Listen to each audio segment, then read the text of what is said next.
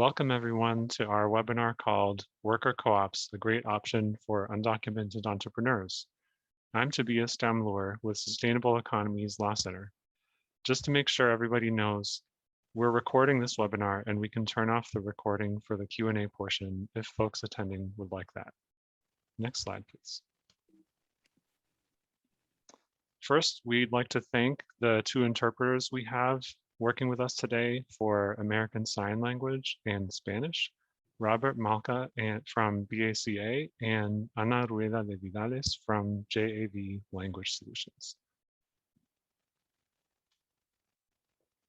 And we'd also like to thank our funder and co-sponsor for this event, Immigrants Rising, for their support. Spark is a program of Immigrants Rising specifically for undocumented entrepreneurs. And this year they're offering a seeds grant of $5,000 or $10,000 that you can apply for online at spark.immigrantsrising, that's all one word, .org. The application is completely online. You just have to create an account and complete the trainings to apply. And to be eligible for the grant, you need to live in California and be undocumented, be a DACA recipient, have some other visa type, or have no legal status. You can also be considered if you have difficulty with the English language. The grant is for immigrants in California who have barriers to employment and want to start businesses to gain economic independence, sufficiency, and sustainability. Immigrants Rising has a deadline of November 5th and is trying to distribute the most grants by then. You can learn more by visiting spark.immigrantsrising, that's all one word, .org, or by emailing Madison Villanueva at madison@immigrantsrising, all one word, .org. Next slide. And now we'll introduce ourselves, the speakers for this event. Itzel, would you like to introduce yourself? Yes, thank you. Hi, everyone. My name is Itzel Nuno. I use she, her pronouns. I am the Workplace Democracy Project Coordinator at the Sustainable Economies Law Center. I focus on our labor-related work, so I work a lot with our co-ops and our worker self-directed nonprofits. And I've been at the Law Center for about a year now. Thank you, Itzel. And again, my name is Tobias Damloer. I'm a staff attorney at Sustainable Economies Law Center. I've been with the Law Center since January 2021, and I work with both worker co-op clients, including immigrant-owned co-ops, and with our real estate-related clients who are trying to take land off of the speculative real estate market and make housing permanently affordable. Next slide. So just a quick disclaimer that the information in this presentation is specific to California. It's not legal advice, it's general information. And unfortunately, there's nothing in this presentation that poses an immigration remedy. So none of the material that we're presenting today is a way to get legal immigration status in the United States. We just wanted to make sure everybody knows. Next slide, please.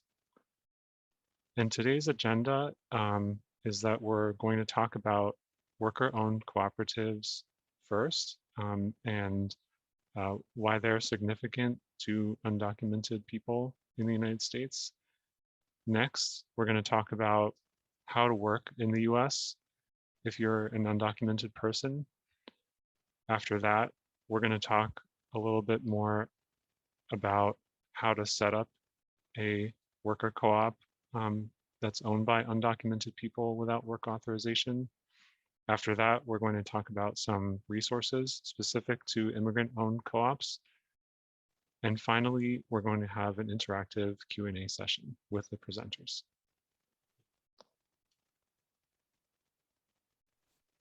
So now I'll hand it off to Itzel. Thank you, Tobias.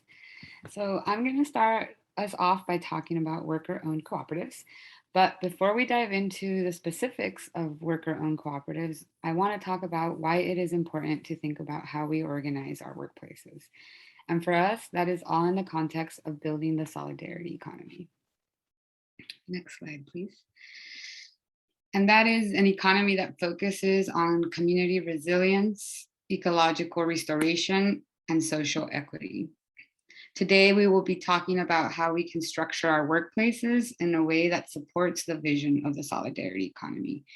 Currently, many people work in environments that are coercive and exploitative, and when the primary goal of work is to extract in order to produce profit, then we give way to violence and dehumanization. Instead, when we organize our workplaces to be democratic and cooperative, we can ensure that our collective labor meets the needs of our communities. I will talk more about how worker-owned cooperatives can help us better meet our needs and support the values of the solidarity economy. Next slide, please. So first, let me start off by explaining what a worker-owned cooperative is. A worker-owned cooperative is a for-profit business that is worker-owned, meaning the workers are also the owners of the business. They are also often referred to as members or worker owners. This is important because even though the business is focused on making money, since it is worker-owned, there is also an invested interest in making sure that the overall needs of the worker owners are met. So things like fair wages, sustainable livelihoods, and healthy work environments are valued. Worker-owned cooperatives are also democratically governed. So again, all major decisions are made by the workers. And the important thing to note here is that each member gets one vote. So everyone has the same amount of power regardless of how much money they invested into the cooperative. Control is really vested in each member and not each share of stock. And lastly, worker co-ops distribute their earnings equitably amongst the worker owners. This means that profit is not distributed based on how many shares each person owns. Instead, it is distributed based on the hours and the value of the work provided. Next slide, please. When we organize our workplace to be more equitable, we are able to achieve more together. The truth is that we have to reimagine a new economy in order to meet the growing needs of our communities. As this image shows, our current economy consolidates wealth and benefits only a few. If we were to divide land the way that wealth is divided in this country, this is what it would look like. As you can see, 40% of the US population would only own this tiny red dot. That's most of us. So in order to redistribute wealth, we need to think about how we organize our workplaces. And we know that worker cooperatives lead to the following: higher job satisfaction, because there's a focus on workers' health and happiness. As I mentioned, worker owners focus on safe working conditions, living wages, job stability, etc. Worker-owned cooperatives keep money local. There is local ownership of businesses. This means that worker co-ops are invested in the overall well-being of their community, whereas big corporations are often owned by shareholders who do not live in the community and are not invested in its well-being. We know that worker co-ops are resilient in economic downturns. There is a certain level of job security in economic downturns because there's a focus on maintaining jobs versus maintaining value for shareholders. Worker co-ops also focus on environmental responsibility because the worker owners live and play in the communities they work in, so they are invested in making decisions that are good for their local environment. And lastly, worker owners often have higher incomes. This is not to be misleading, of course. It can be risky to start a worker cooperative just like any other startup business. But if your business is successful, you can earn more per person than if you were an employee working for somebody else. As a worker owner of your business, you do not have someone above you profiting off of your labor and time. A great example of this is a cleaning worker co-op based in San Francisco called Home Green Home. Their business has been doing well, and they report that workers have seen an increase of 158% in wages after joining the cooperative. Next slide, please. Okay, so now I've made the case for why worker co-ops are great for our communities and our overall economy.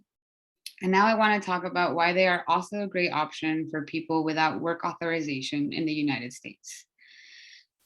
If you are a worker owner at a cooperative that is registered with the Secretary of State as an LLC, and we are going to talk more about this in a bit.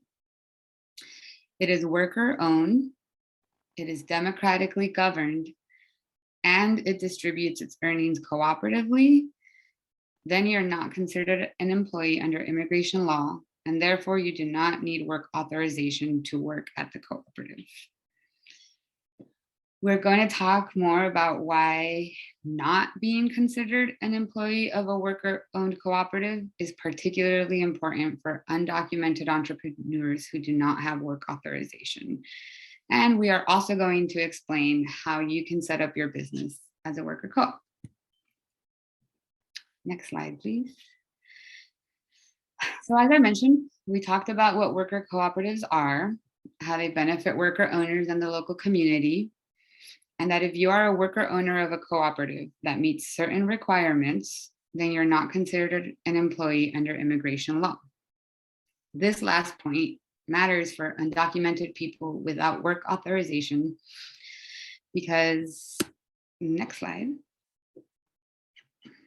because in the United States, federal law prohibits the employment of undocumented immigrants who do not have work authorization, meaning you cannot be hired as an employee.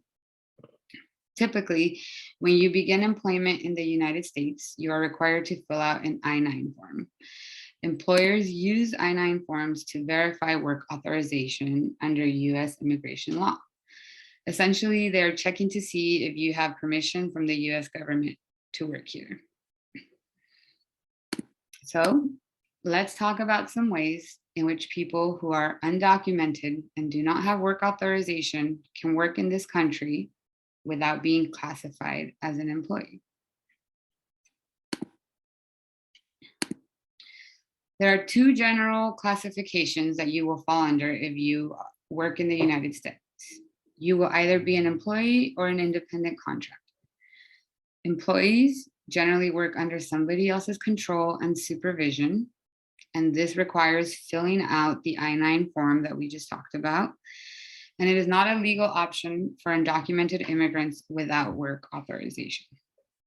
Whereas independent contractors, this generally means you're working on projects without control or supervision, with your own tools, and with the risk that you might lose money. This option does not require filling out an I-9 form and showing work authorization. So since being classified as an employee is not a legal option for undocumented people without work authorization, we are going to talk about working as an independent contractor. So when you operate your business without registering it with the Secretary of State as a separate entity, you are not considered an employee. Instead, you are either a sole proprietor. This is a legal term. You're a sole proprietor if it is only you running your business, or you can be a general partnership.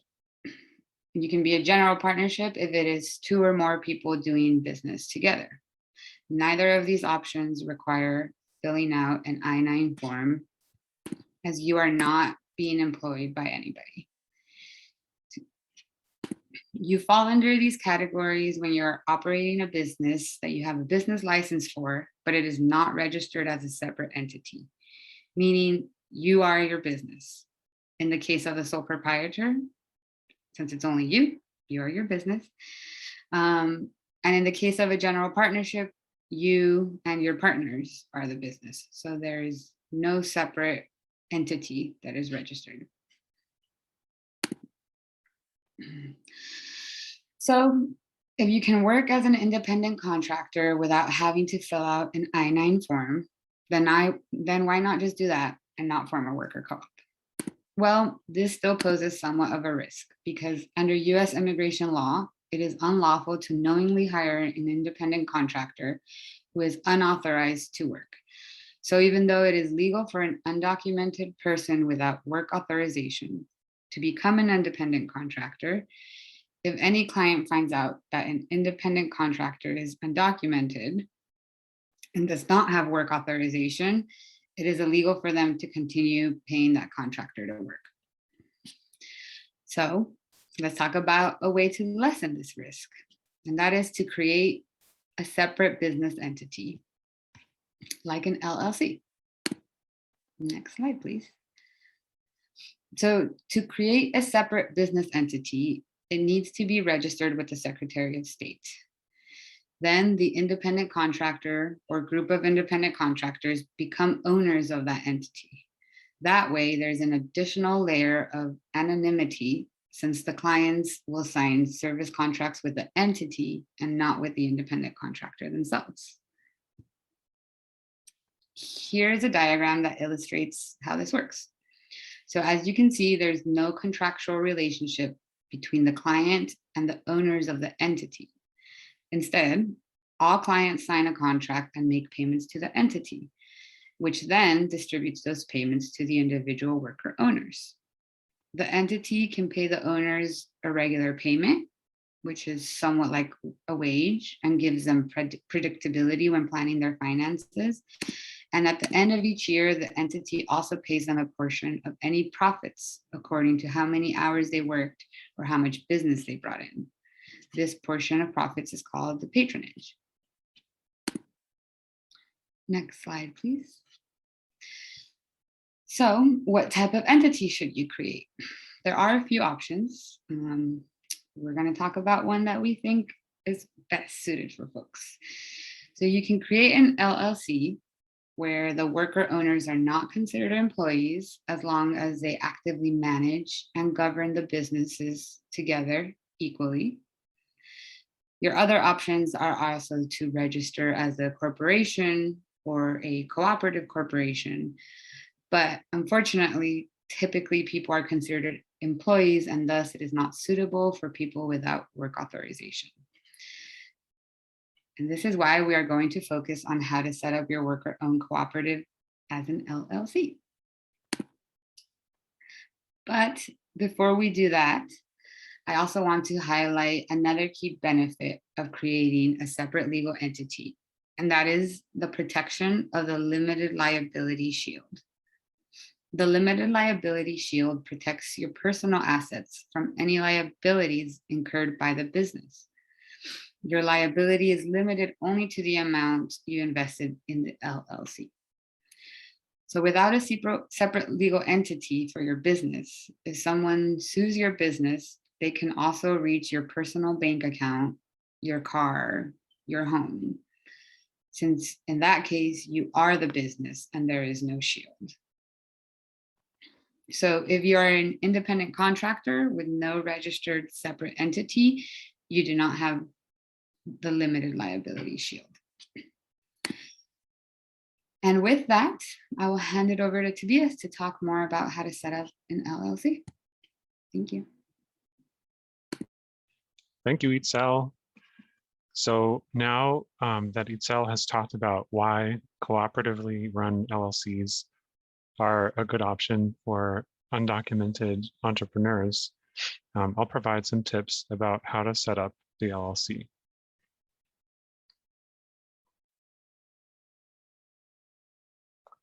So as Itzel mentioned, to avoid being considered employees, the member owners of an LLC all need to actively manage and govern the LLC together equally. That is the cooperatively run LLC. What does this mean in practice? It doesn't mean that every decision has to be approved by all the owners. Different owners can be responsible for making routine, everyday decisions in different areas of operations. But when it comes to major decisions like pay, pricing, benefits, accepting new members, and the overall direction of the business, all the owners have to have an equal say. you can't have one owner or a small group of owners making all the major decisions for everyone else. Because if that happens, then that one person or that one small group is acting like a boss, and the other owners are more likely to be considered employees, even though on paper they have a share that they own in the LLC. Also, for these kinds of LLCs where it's important that no one is considered an employee, it's important to stay small, like around 10 to 15 owners. The more you grow, the more likely it is that some member owners won't participate in decision-making. And if they don't participate in decision-making, they're more likely to be considered employees. Because of the requirements around governance for LLCs that have undocumented members without work authorization, there are a couple of important things to pay attention to when you're setting up an LLC like this. First, there's an important choice to make when you're registering the LLC with the Secretary of State. When you're doing this, the first document you file is a one-page form called the Articles of Organization. And that form contains the name of the LLC and some other basic information. The form has choices that you can pick about the LLC's management style. You should make sure to specify on the form that the LLC will be managed by all members, because all the member owners need to have an equal say in important decisions. In addition, when you're filing the taxes for the LLC on the federal and the state level, you have to choose from several different types of tax treatment. Here, it's important to choose partnership taxation. Partnership taxation basically means that all the LLC's income for the year gets allocated to each of the member owners, and the owners each pay taxes on their share of that income. In other words, the LLC itself doesn't pay taxes on the income it generates. Only the owners pay taxes on their share of that income. You could also choose to have the LLC taxed as if it were a corporation. This doesn't mean that the LLC is converted to a corporation. It still stays registered as an LLC with the Secretary of State's office. Instead, having the LLC taxed as a corporation means that the LLC itself pays taxes on its income each year, and the owners also pay taxes on whatever income they get distributed to them from the LLC. If you choose to have the LLC taxed as a corporation, then the LLC owners might be considered employees, because owners of corporations tend to be viewed as employees by default. So you want to choose partnership taxation.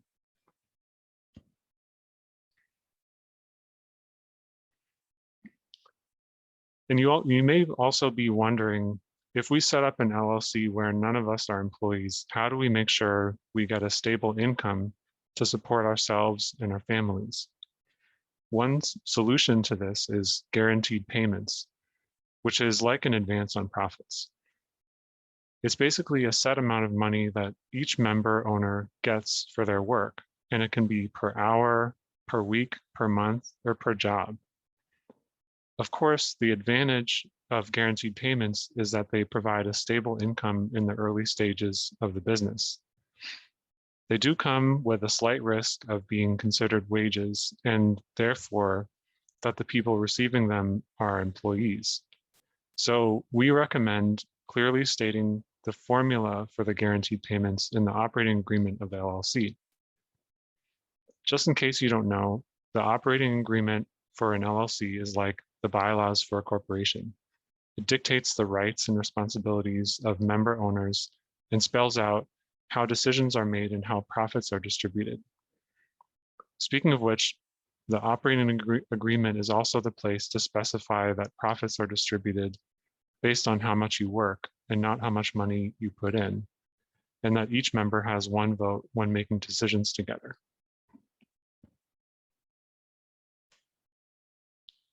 On a separate note, we also wanted to briefly mention access to business licenses, because until recently, business licenses in California were also a major barrier to undocumented people being able to work. For those of you who don't know already, if you work for yourself anywhere in California, you need to get a business license for the city or county where you're working. Up until 2018, many cities and counties in the state required a social security number to get a business license, which, as you know, made getting one impossible for undocumented people who don't have work authorization. But in 2018, a law called AB 2184 changed that. So now anyone can get a business license with an individual taxpayer identification number, a driver's license or state ID number, or a municipal ID number. And if you see that a city or county's business license application form still requires a social security number, then that city or county is violating this law and they need to update their form.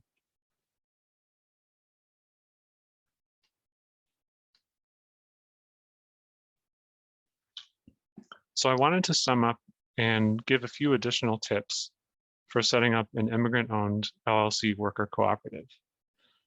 First, as I mentioned, members should all participate in management of the co-op, especially when it comes to big decisions. You can delegate some routine decisions to individual members as needed, but they should all participate equally in the management of the co-op when it comes to big decisions. Second, stay small, preferably 10 to 15 member owners. Third, use guaranteed payments as a way to provide stable income and make sure the formula for calculating the guaranteed payments is included in the LLC operating agreement. In addition, I wanted to briefly mention that some worker co-ops like to have a probationary candidacy or trial period where a new person is working for the cooperative, but hasn't been accepted as a full owner yet. And it's easier to fire them if they don't do a good job or if they don't get along with other people in the cooperative. This makes it more likely that the person will be considered an employee. So you should consider bringing people on as full members right away if that's feasible for you. We understand that it may not be. Finally, make sure to join regional and national worker cooperative organizations, like Network of Bay Area Worker Cooperatives or US Federation of Worker Cooperatives. These organizations are important sources of ongoing support and mutual aid for worker cooperatives, and they have quite a few written resources as well. So now I'm going to talk briefly about some useful resources for immigrant-owned worker cooperatives. And just so you know, everyone who registered for this webinar will be getting a copy of these slides with the link to the resources.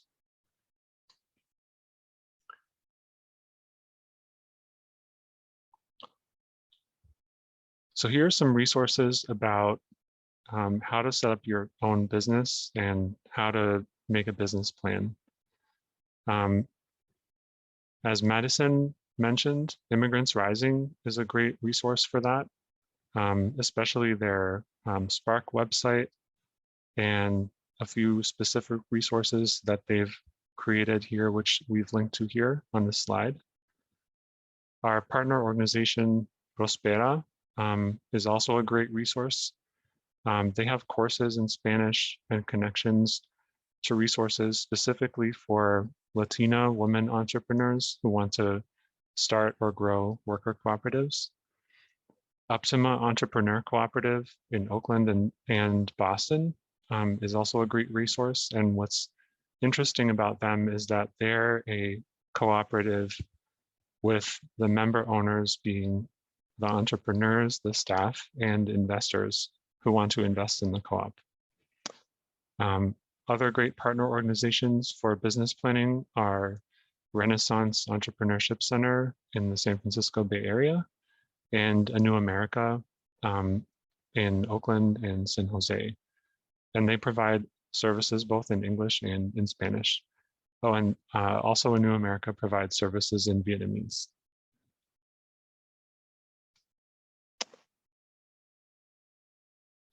And the US Federation of Worker Co-ops also has a co-op clinic, which provides connections to paid technical assistance for worker co-ops.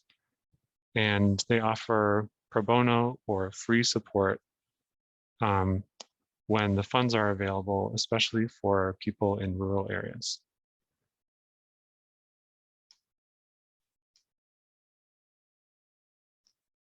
Then we have a few resources listed here about the legal aspects of setting up your business, including our organization, Sustainable Economies Law Center, with specific links to some written resources that we've published. Our partner organizations, Start Small, Think Big, and Lawyers Committee for Civil Rights of San Francisco, which both provide or focus on freelancers and traditional businesses, but they're open to working with worker cooperatives as well. And lastly, we have San Francisco Law Library, which has free access to NOLO guides, which are great plain language guides to start your own business. And then also Cal Gold, which if you type in the type of business and the city or county where you're going to do business, it gives you the permits and licenses that are required for you to set up your business.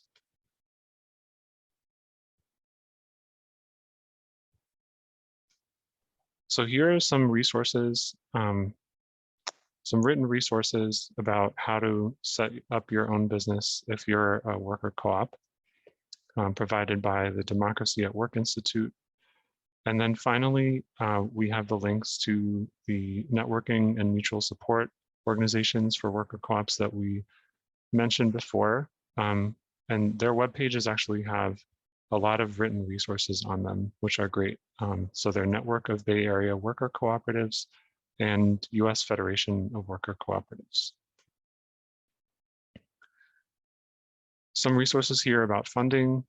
So we have Immigrant Rising's Spark website, where you can access their Seeds grant, as well as technical assistance for new and existing immigrant-owned businesses in California, including undocumented business owners.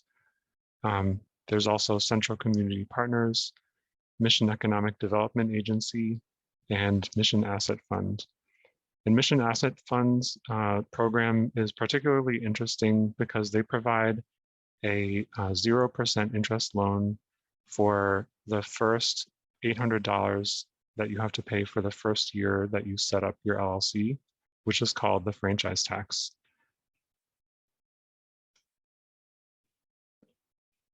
And finally, we have some resources around contingency planning in case of deportation or detention if you're an undocumented entrepreneur.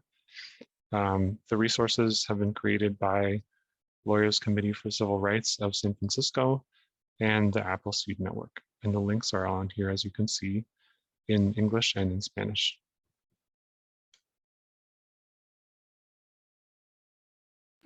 So now I'll pass it off to my colleague, Itzel. Awesome. Thank you so much, Tobias. And thank you, everybody still with us. Yeah, so we wanted to open up some time. We ended a little bit early to see if there are any questions from the audience that we can spend some time answering right now. If you do, you can feel free to type them in the chat or unmute yourself. And we also wanted to plug our legal cafe. So we are having a legal cafe on November 2nd, where you can meet with one of our volunteer attorneys individually and ask more specific questions about your business. And so yes, you can see, you can use the link here to RSVP for that. But yeah, want to leave some time to see if anybody has any questions. You can feel free to enter them in the chat or unmute yourself if you do.